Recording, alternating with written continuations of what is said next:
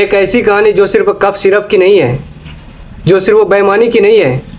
ये कहानी उन माँ बाप के दर्द की पराकाष्ठा की है जिन्होंने अनजाने में अपने बच्चों को दवा की जगह जहर दिलवा दिया।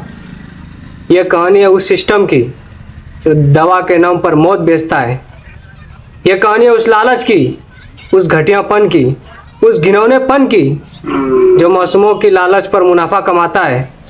जहाँ एक खांसी के सिरप ने कई मासूमों की ज़िंदगी को निगल लिया।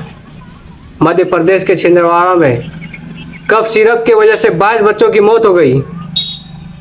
इस घटना ने पूरे देश को झकझोर करके रख दिया। दरअसल पिछले कई हफ्तों में छिंदवाड़ा जिले में कई बच्चे गुर्दे की बीमारी और किडनी फेलियर की शिकायतें के साथ अस्पताल पहुंचे। प्रारंभिक जांच से यह सामने आया कि बच्चे कोल्ड्रिप नामक खांसी सिरप लेने के बाद बीमार हुए। परीक्षण में यह पाया गया कि इस सिरप में मौजूद डाइएथिलीन ग्लाइकोल की मात्रा 48.6% तक पाई गई।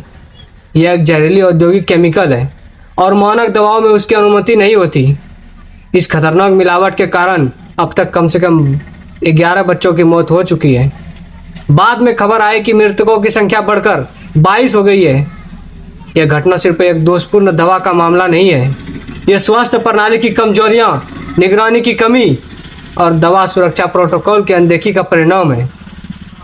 दवाओं की गुणवत्ता निगरानी का तंत्र मजबूत होना चाहिए। स्वास्थ्य संचालना, अस्पताल, विशेषज्ञ सेवा, डायलिसिस आदि हर जिले में मौजूद होनी चाहिए। जनता और चिकित्सक दोनों को सचेत किया जाना चाहिए। बिना नुस्खे के दवाई ना लें। दोषियों के खिलाफ कड़ी कार्रवाई हो।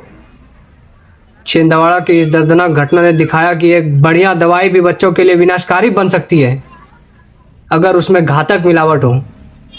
हमें सचेत रहना होगा, दवाओं की जांच करनी होगी और जिम्मेदार लोगों को कठोर दंड देना होगा। तभी हम ऐसी दुखद घटनाओं को रोक सकते हैं।